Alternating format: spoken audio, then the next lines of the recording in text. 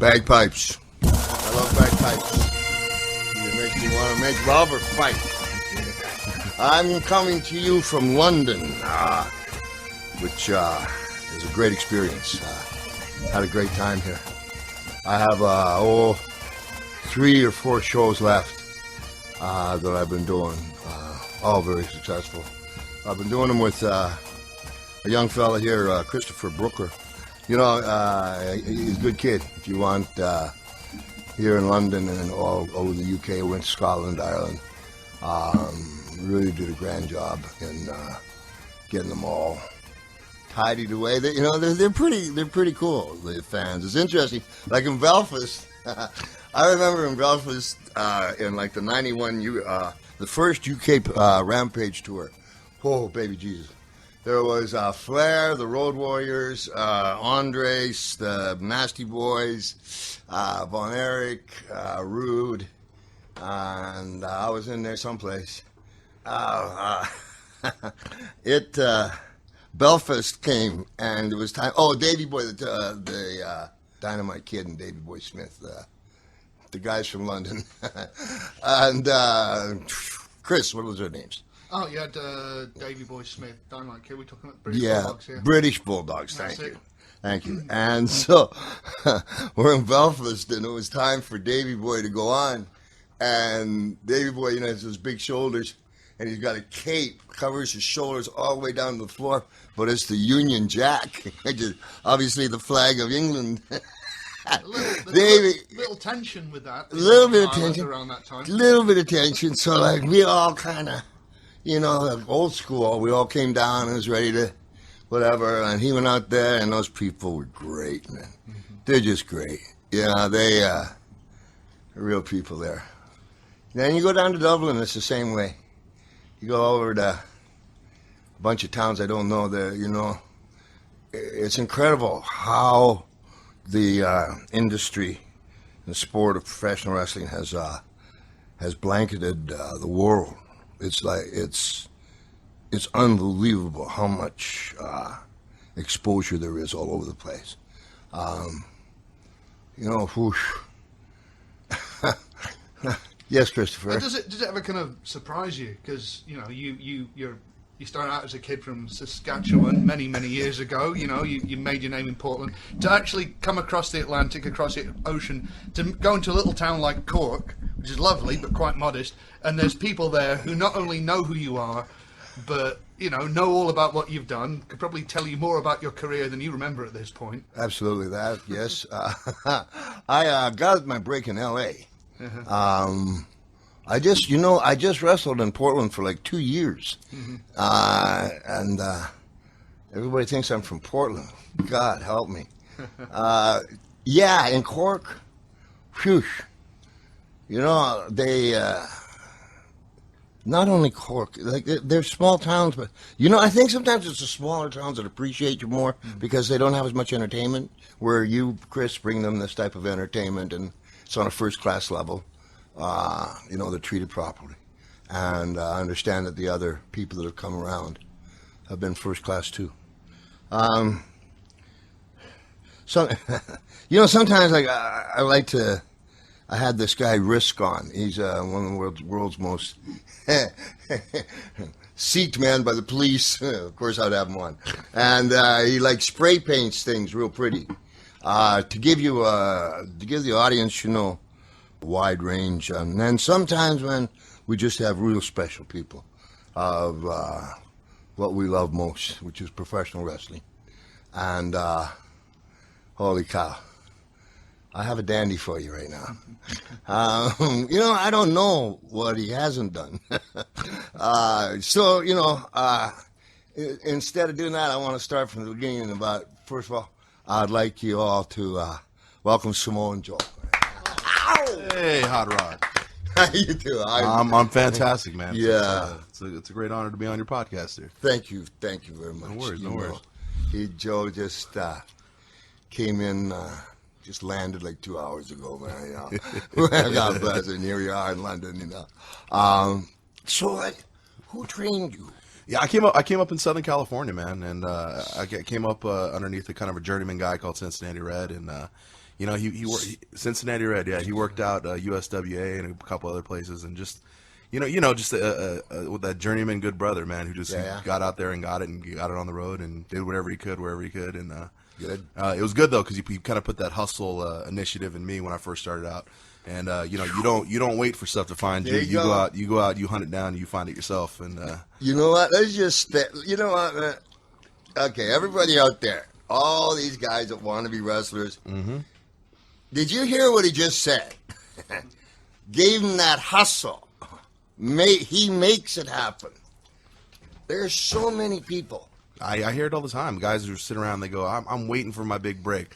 Brother, if only that big break would come and just land on top of me, then everything would be. Wouldn't it be wonderful? Oh, it'd be great. We all just go, hey, here we are. I'm still waiting for that blimp in the sky that drops those big breaks on everybody to come passing by. Cause, me too. Yeah, no, you gotta. If you see any, just nod one my way. They want to hand it to them.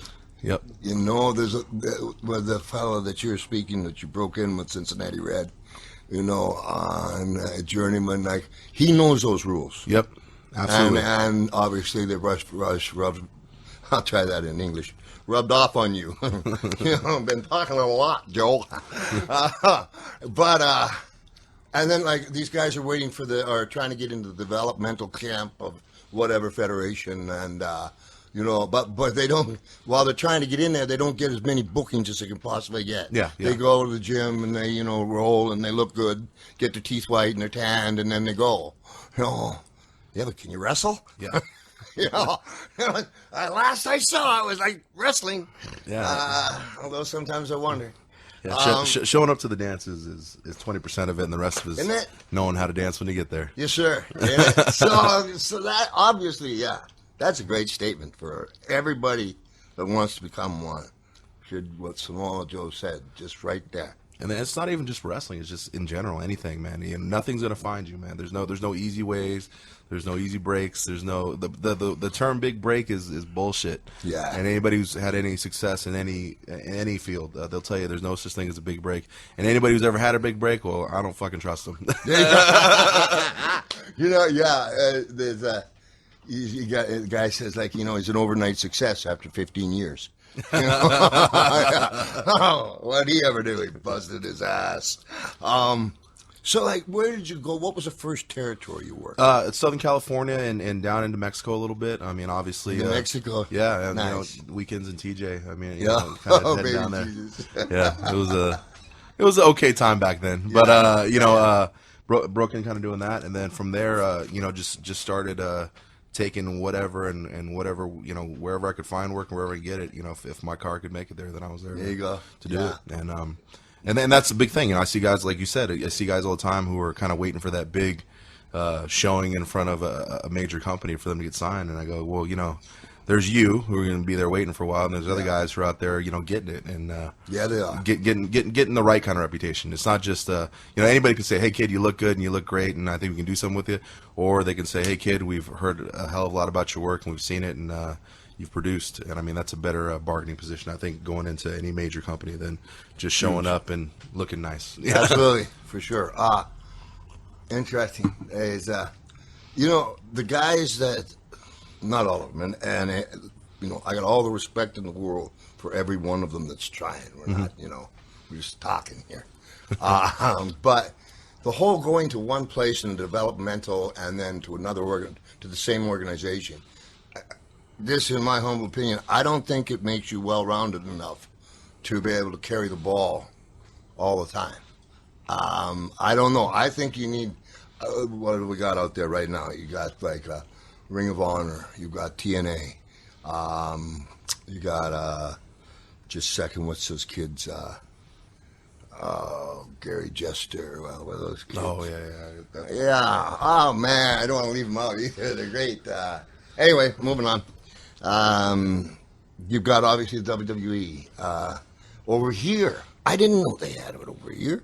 Yeah, I mean, it's I've been coming here for 10 years, and the thing that kind of surprises me about the British wrestling scene is that it's kind of been so quiet internationally. I mean, you got all these tremendous grapplers that have come out of here, guys who are just, who are talented beyond belief. There's a rich wrestling history and a culture here that are part of the society, but you don't hear about it much. I mean, after they kind of had their initial collapse as far as the professional wrestling industry, a lot of that didn't come back, and it always baffles my mind because when we come out here, the fans are rabid. They're absolutely incensed and crazy. They love pro wrestling, and it a lot of times it really boggles my mind why there isn't a more major presence in the British wrestling scene. They had a guy, Chris, what's the guy that was a world champion from England here? World champion from England. Sweet Daddy or... Oh, the big Daddy. star in Britain, the Big Daddy, who was the big star, the iconic star. He was... the Queen's favourite. He was Margaret Thatcher's favourite. He was the way it worked is that he was the big star, and it's a bit of a controversial thing because a lot of people think that one of the reasons why the British wrestling scene suffered is because he was on top long after he should have been, and it kind of got a bit formulaic because it was. In fact, Davey Boy Smith got his break. It used to be that they would, back when he was about 11 stone with a brick in his pocket, Young David he was called, they'd put him in a tag match with Big Daddy, and the villains would beat the snot out of Davey Boy, and then Big Daddy would come in for the tag, and that was repeated over and over and over again. So that was, in theory, something that contributed to the demise of the British wrestling scene. How long ago was that? Well, going back 30 years at least, because I think it's early 80s. He was still, when I was young, watching it on ITV. I still remember watching it on ITV on a Saturday afternoon. He was still doing the occasional match. Interesting. Yeah. Joe, are you familiar with the round system they used to have here? Yeah, I am. It's Have one you of the most ever- interesting things I've ever seen in wrestling. Have you ever competed in that one of those? I haven't yet. I've been on cards where they've had the guys compete. We had some World of Sport guys actually compete on one of the cards I was at. What did you think of it? I wanted to be in the corner with the bucket, and I wanted to be strategizing and. Yeah, absolutely. Absolutely. Corner with the bucket. Yeah. You betcha. Because it can go real. It can go real wrong. I think if you. Yeah. There's a lot of. Oof. Like you get going for 3 minutes. Yeah. What do you mean take a minute break? Yeah. I just got him down. Andre, stay down. Yeah, sure. I guess I'm not schooled on that. I don't know where that round system came from. Unless it must have originated in Europe. Yeah, it did. Yeah. I think Germany too. It was real prevalent in Germany too. Horst Hoffman. Does that ring a bell? Horst Hoffman. Yeah, I'm going way back. Creepers. So then from working in the territories and just getting what you can, what was the first full-time? Where did you my first full-time gig was in Japan, and in Japan? Shinya Hashimoto hired me for. You really come up the easy way, huh? Yeah, and of course I was really I was really young at the time, so they signed me to a contract, but then they're also like, oh, would you like to stay over and train? And it was just the opportunity, and I'm 19 years old. I'm living in a foreign country. Yeah, absolutely. So it was cool. So I stayed over there, lived over there for a little bit, and Who were you for? Who were you going for? 01. It was Shinya Hashimoto's new company. It was him and actually I got to go down to Fujiwara's dojo down there and train with him. Fujiwara. He's a great He's a man. great guy. Great I used man. to take him skiing. Oh, And all kinds of things in L.A. when he's a young boy. master drinker. Let me tell you. Yes, he is. And you know how great he was is Chavo Guerrero and I. It was Chavo actually. Yeah. I like to include myself. It was Chavo's boat, Chavo's band. Anyway, and we go water skiing in Needles, and he couldn't obviously speak much English, and we'd take him and get him drinking, and we'd babysit him, and so I went over to Japan, and he was with another company, and he had me picked up right to a restaurant, and with all these wonderful people fed me, had a car, sent me off, and had me come back, and it was just wonderful. Yeah, He's one of the sweet. I mean, he's one of the scariest old men in the world, but he's also one of the sweetest. So worked a lot with him. yeah, he'll put it on you. He don't care. You're not. He likes it, actually. Yeah. He almost please hit me back. Yeah. But I don't want to. The first time I was there was I was Stan Hansen's very first tour, and he had that lariat, and he was following a guy named Tiger Jet Singh, who was this guy used with a sword, With a sword, yeah. beat the Japanese, Asian nice people. We're good. Yes, and boom. And so Stan wanted to put a similar effect, Stan Hansen, and he had that lariat, big piece of leather, but he can't see nothing, you know. Half the time he's beating me, stop it! Stop it! And then, you know, I'd be in the ring for 10 minutes and, you know, give him the tag, and, you know, 15, half 30 seconds, he'd just be blowed up. And, you know, he'd give it back to me, and I'd be there another 10 minutes, and then he'd bring out the lariat, and, you know, and he'd beat the shit out of me, thinking I was one of them Japanese fellas. But I finally got kicked out of the country for life, but we'll just move on. You're the fifth person I know that has that. That's been kicked out of Japan for life, so don't feel bad. Holy cow, man. Yeah. This was before the first WrestleMania, and you think, you know, Yeah. they would have forgiven me by now. Nah.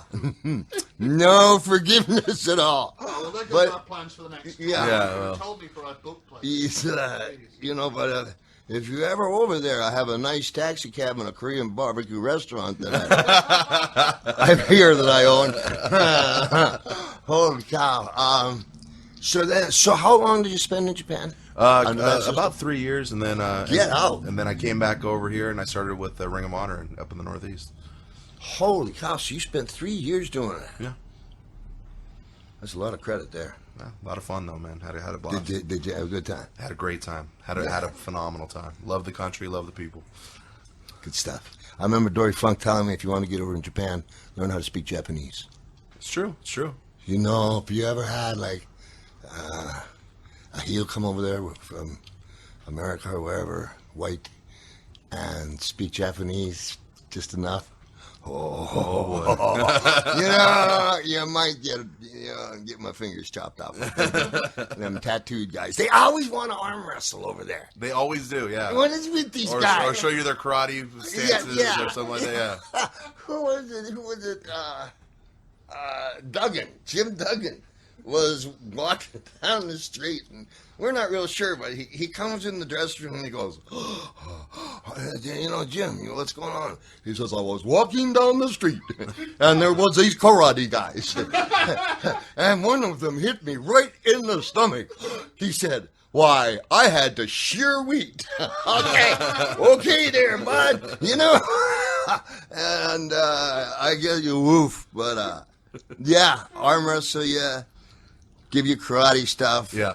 You know, and when I was there was some clubs you couldn't go into. They wouldn't allow me into. Yeah. It's a little bit better, especially in the cities. It's not like that, but Yeah. I've been out in the country, in the countryside, and I've been to a few places where you walk up to the front door and Yeah. the little Japanese You know. man comes out and lets you know, hey, listen. Dummy. Yeah. I know it well. Finally, I just thought I was a dummy. Whew. Yeah, I don't think I should say this one, so I'll just move on. Trying to stay on the podcast. You know, the only thing I haven't been kicked off because there's no regulations yet. Okay, so then you go to the Ring of Honor. Yep. Who's in the Ring of Honor? Like, who's their champion at the time you just first came? Actually, it just was. I got to the company kind of in its infancy, just when it was just starting out. So really, there was no anybody. It was the company just kind of building from the ground up and kind of getting going. And then at the time, What is this about 2019? Yeah, 2000, 2003, 2002. Okay. And we're just getting going. It's at the time there's a really amazing collection of talent. Myself, Daniel Bryan now, low key, Good kid, Daniel Bryan. Christopher Daniels, Kazarian, Yeah. CM Punk. I mean, we were all in that company at the time. So that Yeah, was it the was guys kind of we all kind of Yeah. kind of came out of the same company. So nice. yeah, and Good- I mean we good, did solid. fantastic things there for the years over there, and You it know. was a lot of fun. Yeah, solid guys there. A solid group of guys. It's interesting because as you're coming up, the cream kind of rises as you come up. And like just the gentleman you mentioned, including yourself, you know, all you guys are making your mark now. Which I'm really proud of you. Appreciate You're doing great stuff. You know, it's still like, people don't understand how much you sacrifice. You know, I know there's this song that Springsteen wrote about wrestling. I don't like the song in particular, but one of those things he says, you know, leaving with a little less than you had before. You know, and they don't understand that. But that's okay. You know, it's just like, as long as like if you're a heel, as long as like once a month somebody hits the ring, and you can get that therapy out of you, then that's okay. Otherwise, you're hard to get along with. Holy cow! So like in Ring of Honor, was it you and CM Punk that went a time limit draw of 60 minutes? Yeah, we had a couple. We had 2 time limit draws, and finally, I think the third match I won. Ricky Steamboat actually reffed that. Ricky Steamboat. Yeah, and I mean, you know, it just you know, Punk's one of my best friends in life, and in the ring, probably, you know, and I'm sure you can attest to this. Some of your best friends in the world, I mean, they're the guys that push you the hardest in the ring. Yeah. And you know, he's definitely one of those guys, man. You know, we have a good enough understanding where we don't mind the bumps and the bruises the next day, I guess. So, I hear you. You know, but the fans enjoyed it. It worked out really great, and you know, there's not a lot of guys that have gone 60 minutes. Not you learn anymore. how to wrestle when you go 60 minutes. You're about that 37-minute mark. Yeah. I'm really tired. Maybe I should start thinking. The first time we did, I remember probably, you know, when you get to that 30-minute, the 30-minute mark's about it. 30-minute mark, the well starts to run dry. And you start to, and then you start getting improvising and then trying to figure stuff out, and then that's where the fun usually comes in. Yeah. You start to learn. You start to really learn. Yeah. And so for the Ring of Honor, how did the people take? Obviously, good if you had to come back. Yeah, we had a unique crowd where, you know, it was a very kind of a cult following when we first started, and the fans were very much into the art of professional wrestling. They wanted to see professional wrestling. They didn't care too much for promos. Guys who did a lot of promo work usually were butchered mercilessly. Not in the way that you want to be. Gotcha. But then again, you know, it forced a lot of guys who did talk on the mic to really up their game, because, you know, they still had to capture these people's attention and sell tickets at the end of the month. And you know, we had some, like, and Punk was one of those guys that, even though he had this, you know, this kind of fan space that wasn't really conducive to him being a more verbal superstar, he went out there and still was able to deliver. You know, so I mean, it was a testament to him and a testament to a lot of people who were really good on the mic at the time.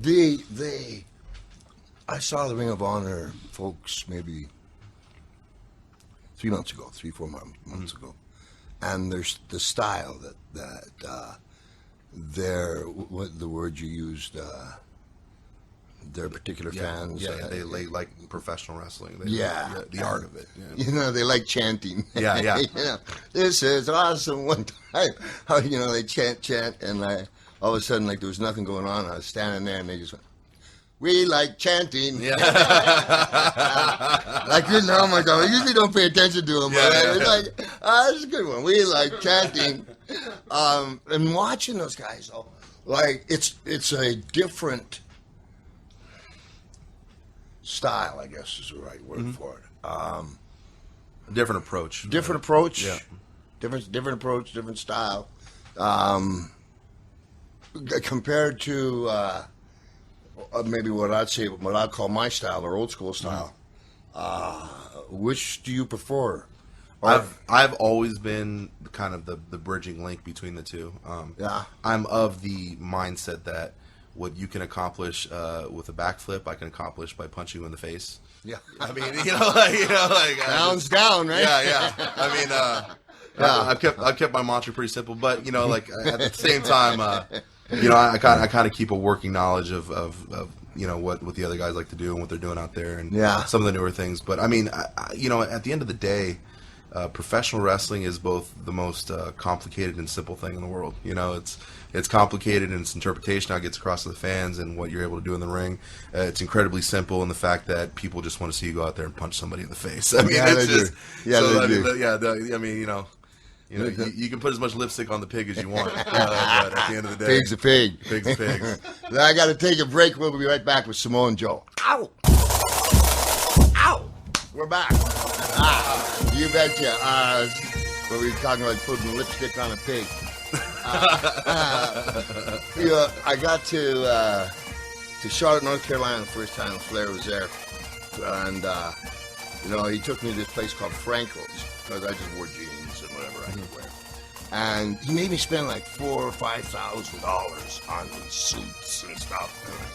So I come to Mid Atlantic Wrestling, which is just a studio audience, and Wild man. yeah, a while back, huh? Whoosh. And I come in, there's this old redneck, kind of spitting. And the line actually made the movie They Lived. And this is where it came from. This guy, I come in, this guy looks this whole time and looks at me and he goes, like putting perfume on a pig. $5,000!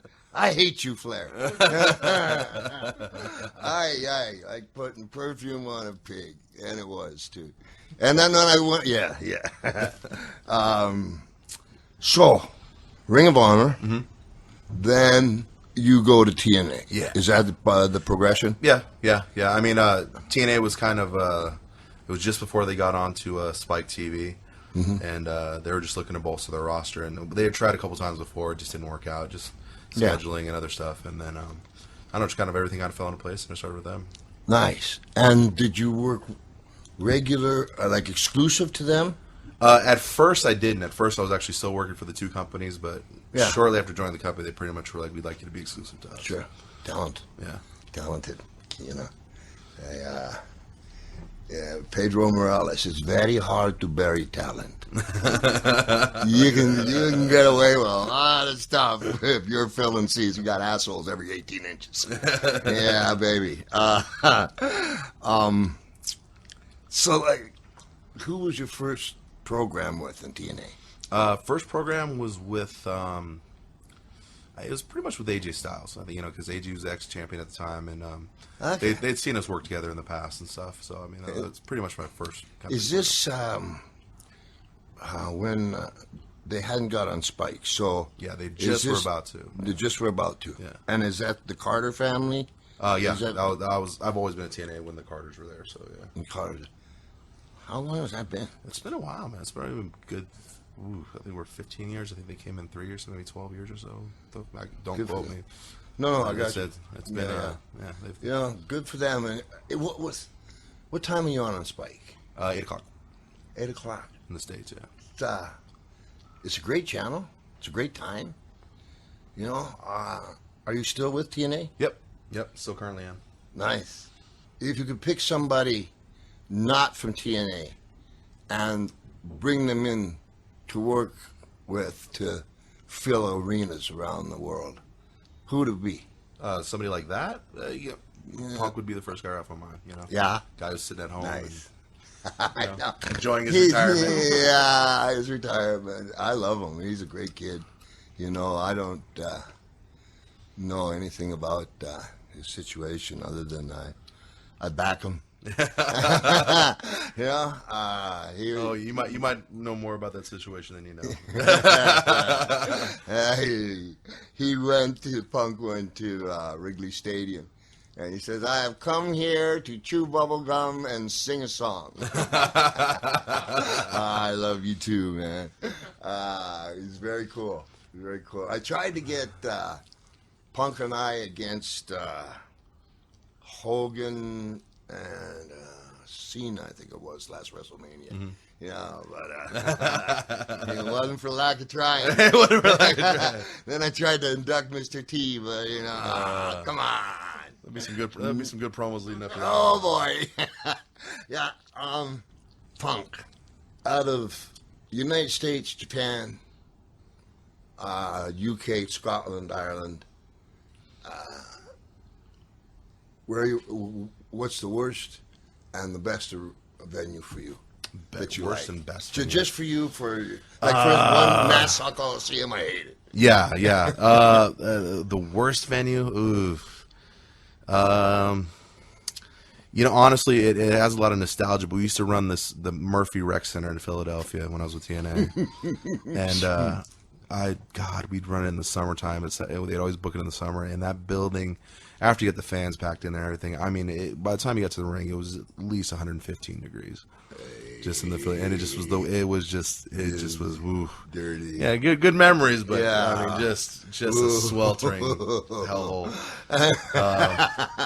Best venue, Yeah, man. You know, those are hard. That's a hard those are hard. And one of the Kirk and Hall's always like a. yeah. I dig it. I don't know why. It's just something about the vibe and Yeah. and kind of going in those halls and I've always dug Kirk and Hall, man. This has always been a huge venue for me. There's Kenzie Kobayashi. That was my attempt to be subtle and say this might be an interesting conversation. Kenta Kobashi, sir. Yeah. Just to say, as if we were talking about certain matches, that would be one to possibly bring up. Oh, tell me about him. Was a nice gentleman, very tall and handsome. Surprisingly soft hands, which you wouldn't think with somebody like him. Nice, Yeah. good, good old chap. Incredibly well mannered. I got a chance to wrestle Kenta Kobashi in New York, and it was really well received, I guess, by a lot of fans, and kind of his first foray into the U.S. and he was. He's a big megastar in Japan, and it was a really great opportunity to get to wrestle. How long did you go? Oh, we went probably 20, 25 minutes, 20, 30 minutes, but Yeah. it was violent. I'll give it that. Yeah. Oof. Violence works, so. It does. Well, yeah. When in doubt, choke them out. Where's the shirt for that one? I like that. You betcha. So you start with Cincinnati Red, boom. You roll into Japan for 3 years, whoa. Then into our Ring of Honor, and then a couple of, I don't know many guys now that have done 60 minutes. That's almost a past lost concept. So a lot of respect for that. Appreciate it. A lot of respect. Then you roll into TNA. Did you know all the time that you were being pumped into Britain? Were you aware of it before you ever came here? Man, you know what? I was aware of it. I wasn't as aware of it until I came here, and I realized They love you. Oh wow, okay, wow, They love you. they watch everything. Okay, this is Yeah, they do. yeah, Yeah, I didn't know until I came. yeah. We come on a Spanish channel and an English channel, Sky, and holy cow. Yeah, it's everywhere. I mean, Yeah, they did. They took a hell of a chance. They ran Wembley Stadium. 80,000 people. But it rains. It rains here a lot. yeah. Sunny day. Yeah. I hate you. No. And so I conned my way into playing the bagpipes on it. Yeah. I remember that. I just sneak in there, and so I wanted to dedicate it to Princess Di. I said, Vince, come on. No. Come on. No. All day. I said, you're just being stubborn. So I said, what would be wrong with that? He said, this hot. No. Okay. So come time and they want to have a rehearsal. Well, I'm going to rehearsal for what? Yeah, all right. I saw a mic, right? So I start pulling the mic with my foot, McMahon has every mic taken up the stage. So I just went to hell. I just played the tune twice. And you can tell, like him, I think it was Bobby Heenan going, Bobby Heenan, a cup of minds, and there he is having some fun. There he's still. Look at him. Yeah. I think I actually remember the segment, and now it actually makes more sense. He's Yeah. like, look at him up there, just playing away. No place to go. Oh, that. Yeah, you know what? I know 78 on it, too. You bet you, man. He's just up there, just going at it. Oh, baby Jesus. Wow, now that the scenes are playing in my head, I'm actually much more hilarious. Yeah, Because he man. kept throwing out these statements that really didn't go anywhere. And he's up there and he's playing the bagpipes. We're having some fun. The hot rod, yeah, having some fun. Man, I wish, people ask me, one of the things that I wish you'd done different. And There's so many in my case. You know, my hillbilly Jim says, I got more issues than TV Guide. Thank you. Thank you. You know, like when I was broke in, like it was the last of the Gorgeous George guys, and they were bitter and mean, and like, you know, they taught you how the evil promoter, and they banged it and banged it and banged it, and like you were almost expelled if you kind of went over and had dinner or whatever it might be, and then, you know, get a break and you work for the promoter and get a break someplace else, someplace else, someplace else. But you know, it was everything else took it way too far. And there's for everybody out there, there's a line. It's a business. You know, it's a sport and it's a business. I think I would have tried to get along a little bit, as opposed to like just spitting at them. Yeah. You know? It's just like, you know, but I always had the problem that. Well, I kind of get what you're saying, because I mean, even when I was brought in, you know, the promoter was never your friend. The promoter was never somebody who you spoke to outside of, what do you need done and where's my money. That's it. Those Yeah. are the two. Those were the only two statements you uttered to a promoter. Yeah, that's it. Yeah. You never trusted the son of a bitch until you got your pay at the end of the night. There you go. Room in your navel for 2 peas in the heart of a promoter. Yeah. I mean, it just. So I very much understand it, and it's funny because like as I went along in my career, I was fortunate enough that I actually worked for very few scummy promoters. You know, like I worked for some pretty stand-up guys throughout my career, and you know, it's funny, but still the instincts are there. Maybe a nice guy. This guy's a scumbag. I can just tell. He just You know, like there's a saying: 3 wrestlers sitting on a bench. The guy in the middle says, I go take a pee, I'll be right back. So he's walking to the bathroom, the other one wrestler looks at the other and says, what do you think he's up to? He's taking a pee. That's it. That's it. You know, by the time he comes back, they've read 27. Yeah. And there's this guy named Elton Owens who used to pay off in Salem. And he would start with a roll of quarters. And the thing was, like, if you smiled, he'd stop and they would tip you off. And he would go like a roll of quarters, and then like a 5, and then maybe like start with 1s. While he's drinking. Yeah. And you're riding 18 in a car. So you know, that's with what made me think of that. With these organizations, they've come so far in the business side. You're much more savvy from that business side than I am or was ever, you know, and good for you, and good, you know, good for Punk, good for Christopher Bryan. No, Dan, yeah, good kid, top notch. Matter of fact, they got a lot of top notch guys. There's a lot of top notch guys, and right here in Britain, as you were saying earlier. Absolutely. And so I understand that, I hear you say what happens in Liverpool stays in Liverpool. Well, okay, I hope that's the case. No kidding, I got you. It was an afterthought. Yeah. Didn't go in with the concept. Yeah, oh boy. Ooh. You know, I'm so glad that they didn't have cameras on phones when I was. I can't imagine. I wouldn't. It's a whole other deal out there, man. I betcha. I was having a discussion with I won't say his name because I want to date him, but an older wrestler, and he was saying, he's like, the problem with y'all now is y'all got these phones on these cameras, you can't get away with anything anymore.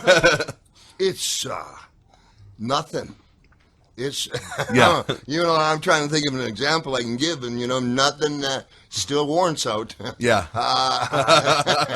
But it also though has opened up to the world that more as an art. Yep. Which is something that it's desperately needed for a long time. Yep. I think it's gaining respect because of guys like yourself. More in the mainstream also, because of, again, where I was coming from with the promoters, You don't do that.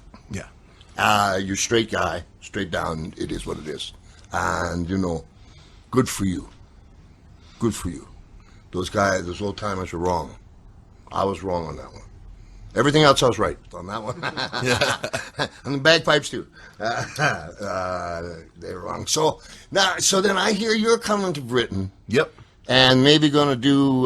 We have this thing called British Boot Camp. It's the second season we're doing out here. We already did one, and and we talked about this earlier. I mean, there's this tremendous pool of British, English, Irish, Scottish talent that really doesn't get the same amount of coverage that they do, if you're stateside, simply because of just geographics.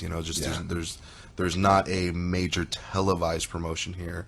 There isn't an outlet for a lot of these guys, and so we did our first season of British Boot Camp. We hired a guy named Rockstar Spud, gave him a contract after he won the thing. He's doing great. I mean, he's on our show 60% of the damn time. I mean, he's found himself a nice little spot. Nice. We just want to expand on that, and we want to come back out here to Britain, and we want to find that next big British star. And nice. And so, the like, United States with us. Oh, you bring back the States. Yep. So you do is this televised? Mm-hmm. It'll be televised here in England on Challenge TV. But, Gotcha.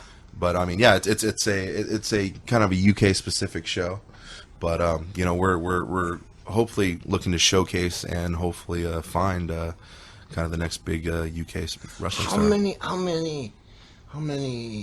don't know if they call them territories in UK are there, or does it work like that? I think some of these gentlemen here probably have a better handle on how many companies are running currently. There's a lot. I mean, but you'll know it's a bit like the States. There are small companies and there are big ones. Each, for example, in Preston, there's Preston City Wrestling, which has its own unique style. They bring a lot of guys over.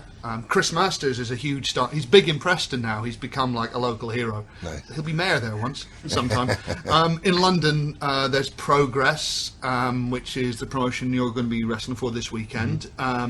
There's Revolution Pro, who bring guys in. Every company has its own little identity. Like in Scotland, you remember Billy Kirkwood, obviously, who's been on tour with us. Hi, Billy. He's the commentator for Insane Championship Wrestling in Scotland, which is Insane. ICW. Okay. Yeah, and it's not just a name. They're particularly kind of Glaswegian mental. Yeah, okay. And they're the guys that gave Grado his big break. So he made his name for himself. Grado's a big cult guy at the moment. Mm-hmm. They've got their own identity. And it feels like so many British guys have come of age around about the same time, and there's so much talent. You can see fantastic matches every weekend, but it's interesting because it used to be that the British guys would go out their way to get Ring of Honor and indie stuff in the States. We'd go and buy our unmarked VHS, looking like we're buying particularly dubious Russian pornography with Ring of Honor. There's an innuendo there I didn't want to explain to my parents, but nowadays it's kind of gone the other way. When Billy and I went out to New Orleans for WrestleMania, a lot of people recognized him from doing Insane Fight Club, and they said, can we get like ICW over in the States or Progress? And they're shipping Progress DVDs to the States, they're shipping ICW, Preston City Wrestling's going all over the world. So it's almost like now the guys that's overseas are going, there's so much happening in Britain, we want to see it. And it's really hard for British guys to wrestle in the States because over here it's quite easy. It's quite easy. If you want it, you hustle. You hustle. Yeah, do the backstroke for a while there. But so you're wrestling good. So they you put them on and you get down to a final. Yeah, we're gonna do kind of an open tryout process and stuff. We're actually already kind of. I know the producer JB. He's going through tons of footage and trying to like at least separate some of the chaff from the wheat. I wouldn't want to be in that. Yeah, game. That's his gig. That scares the hell out. But we're gonna have auditions coming up here, and then the coming weeks here. I think actually pretty soon, and some more information will be released as it becomes available. And you're August 16th. Yeah, and the big finals on August 16th. York Hall, Bethnal Green, and Bethel Green. York Hall. Tickets are free. Tickets are free. If you get in advance. Yeah. You should go down and you should support these guys because they'll give you their heart. You got a big match coming up this week? Yeah. I'm wrestling for This Is Progress Wrestling. Nice little wrestling company here in central London, and I will be taking on the effervescent. Rampage Brown. It's a new adjective. Yeah. I try. Yeah, I I pick weird adjectives to describe my opponents. Because then they sit there and they're puzzled for a minute too. Oh, he called me effervescent. Well, see that son of a bitch. That's going to be trending on Twitter right now. Yeah. Effervescent. Very good. Very good. And then, boom, you go back home? Heading straight back home, knock out the house show grind, get back on a plane, head back out here, and do some British boot camp. Yeah. You're doing good. How's families? Family's fantastic, man. Everybody healthy? Yeah, very healthy, very healthy. My 2 sons, my wife. And, Oh, man. they're all doing great. Missing me this weekend, but Yeah. How old are the boys? 2. Well, actually, just turned 3. A couple weeks ago. 3 and 5. Oh, baby Jesus. So, hug them. oh, I do every morning. Hug them. You know, like I got 4. And that was the hardest for me. Yeah. You know, we do about 330 days. Oh, it's like miss their first steps or the first words. You know, some of the sacrifices that are made for their entertainment. Yep. What they give them. I can't thank you enough for coming to London, Christopher Brooker.